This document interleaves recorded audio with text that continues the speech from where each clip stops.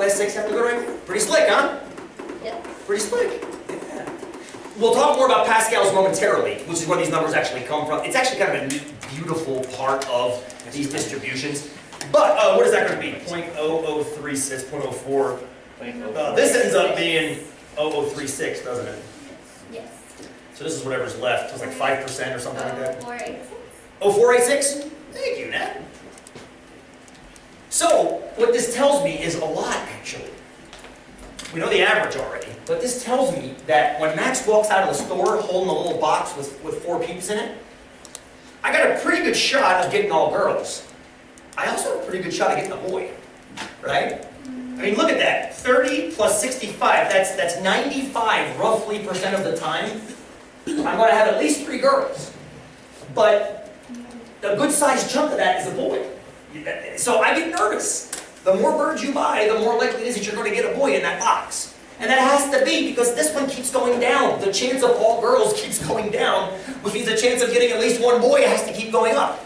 So the bigger the flock you buy, the more you have to accept the fact that you're most likely going to get a boy in that box. And therefore, if you want a boy, totally fine. Maybe you have the boy and he runs around and he fertilizes the eggs, you get more chicks, if you want that.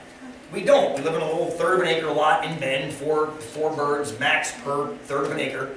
So I wanted exactly 4 birds. Now I've got 4 that don't lay, so I need 4 more, so I have to figure out how I'm going to do that. But anyway, doesn't matter. Shh, easy. PG.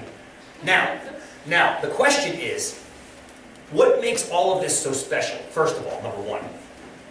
Number 2, why is this like the pumpkin seeds? Why is this like the hard drives from your last project? This is all the same kind of question. Why are these like the pumpkin seeds and the hard drives? Can you see how? Can you see how? Remember the pumpkin seeds and the hard? You may have flushed out your mind already. That's okay if you have it. How is it? Max grabs a bird. What does he have in his hand? Oh, good. A percentage of what, Jamie? What does he have in his hand? A percentage of what? I love that. He's got a bird in his hand. What is the bird? It's 90% chance of being a girl. And 10% chance of it being a boy, which means every time he grabs a bird, it's one of 2 things. It's either a boy or it's a girl. Here's a pumpkin seed I'm going to put in the ground. What's going to happen to that pumpkin seed? It's going to germinate or it's not. Here's a hard drive, a RAID hard drive in an array. What's going to happen to that RAID hard drive? It's either going to work or it's not. Every one of these things has 2 outcomes, yes? Here, I'm playing Chuck-a-Luck. Here comes a die. I bet on 5. What's going to happen? It's going to be a 5 or it's not going to be a 5. Good. Now, some of you might say, it could be a 5 or a 1 or a 2. Absolutely. We could make it a 6 outcome system. Or we could say it's either going to be a 5 or it's not going to be a 5. I like that better, yes? Yeah, because that makes it 2 things, and I can analyze both those things. You go skiing down from the summit at Mount Bachelor. Either you're going to get down there or you're going to fall. That's fine. That's good. Either you're going to fall or you're not. Good. Very nice. You can make a whole bunch of binomial out of that, right? You're either going to fall or you're not. You're going to catch that wicked air or you're not. You're going to break your leg or you're not. There's all kinds of things to make a binomial. There's all kinds of ways to make a binomial. We're going to go do total fit in an hour. Somebody's going to get a concussion or they're not.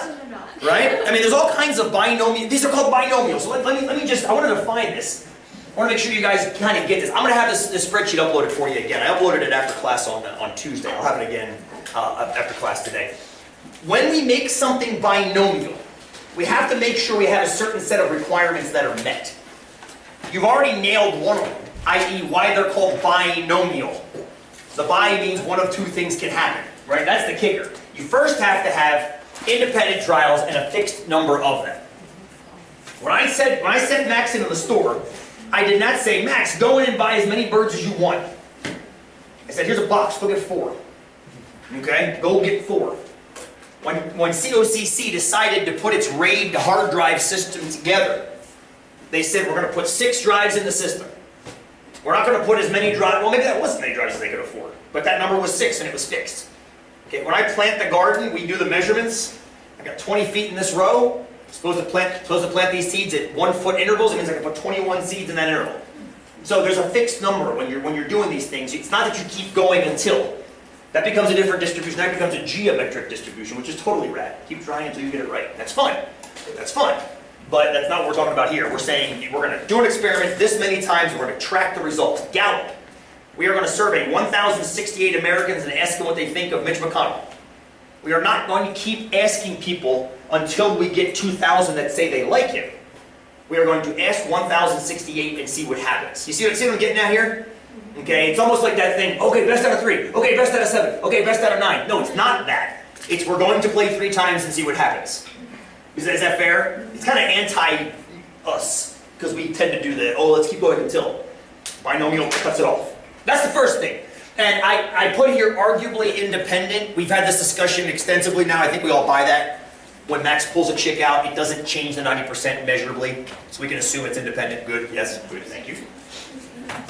All right. Here is what makes it binomial. 2 outcomes. Mutually exclusive. Do you remember what mutually exclusive means from your first project? It's an old term.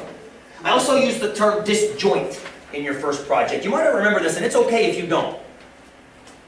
Do you remember what it is? It's totally fine if you don't. Can't be both. Good. It can't be good. If it's one, it cannot be the other. Now, you guys verbalized that today when I asked, why are these numbers random variables?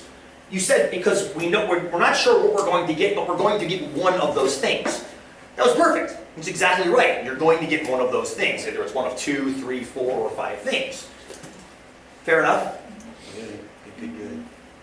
That's step number 2, if you will, or requirement number 2. Requirement number 3 is just the probabilities stay the same from trial to trial. This, I've thought about cutting this one out, just because this kind of says the same thing as both of these, but whatever, it's all good. In our particular case, those are the givens. Those are the givens. Now here's where it starts sucking. Right?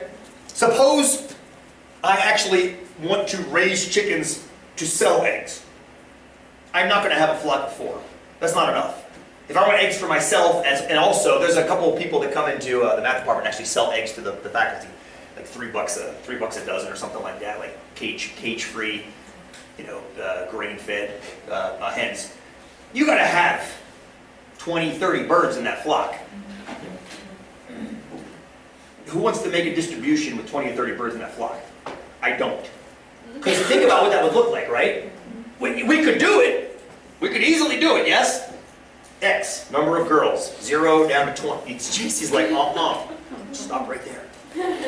And you're going to realize that as you go down from 0 to 20, those extremes are going to get really, really, really unlikely after a while, And you're going to start getting these distributions that are heavier in the middle than on the ends, for sure.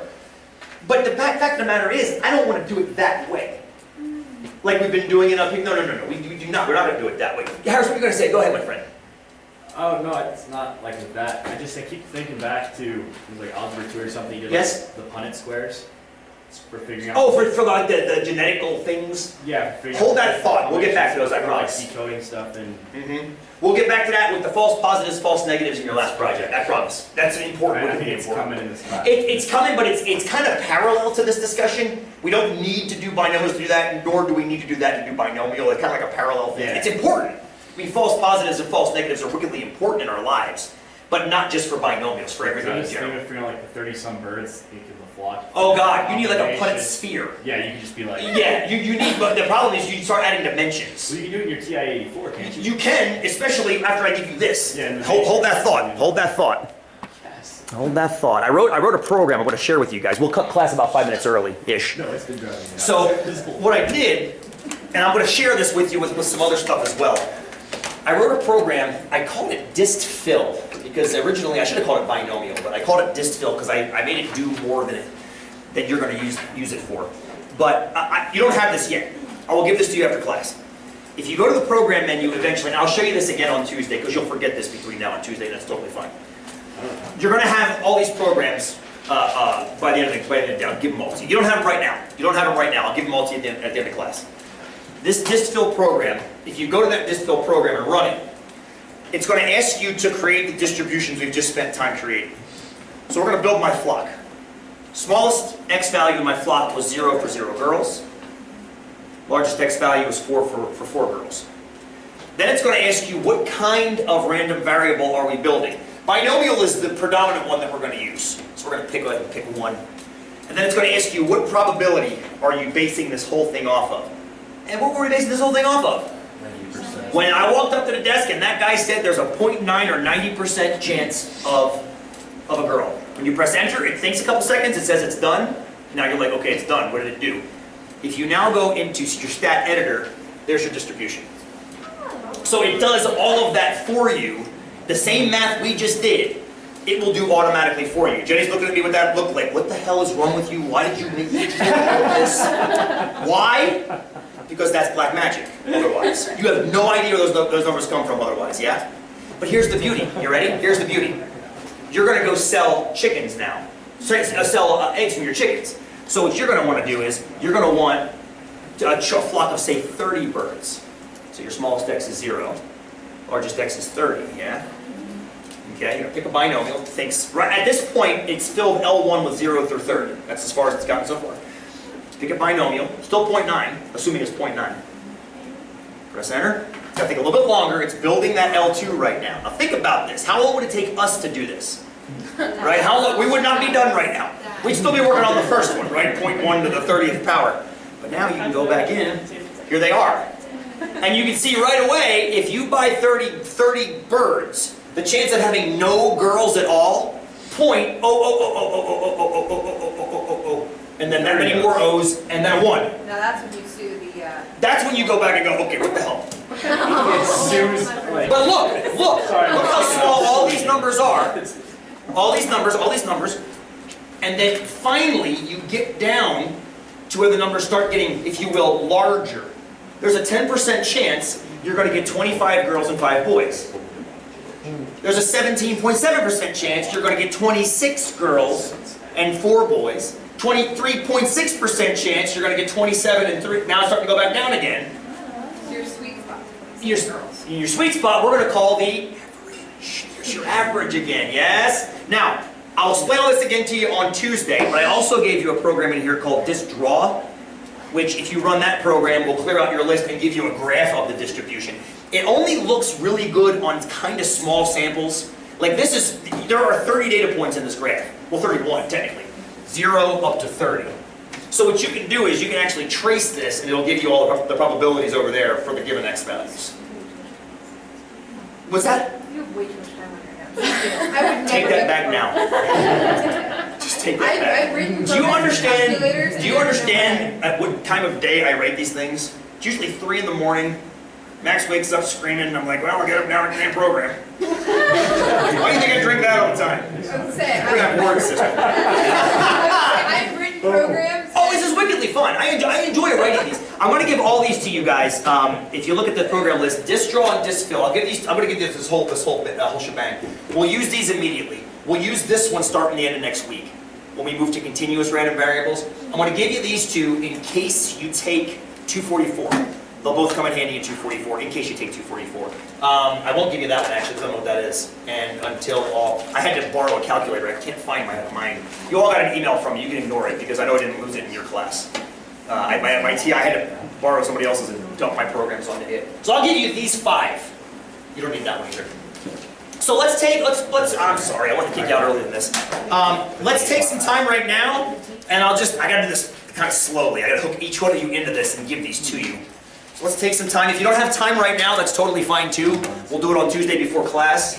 But if you have time right now, let's just share. No homework. You guys have an out-of-class exam to do, yes? Yes. So knock that bad boy out for Tuesday. Yay.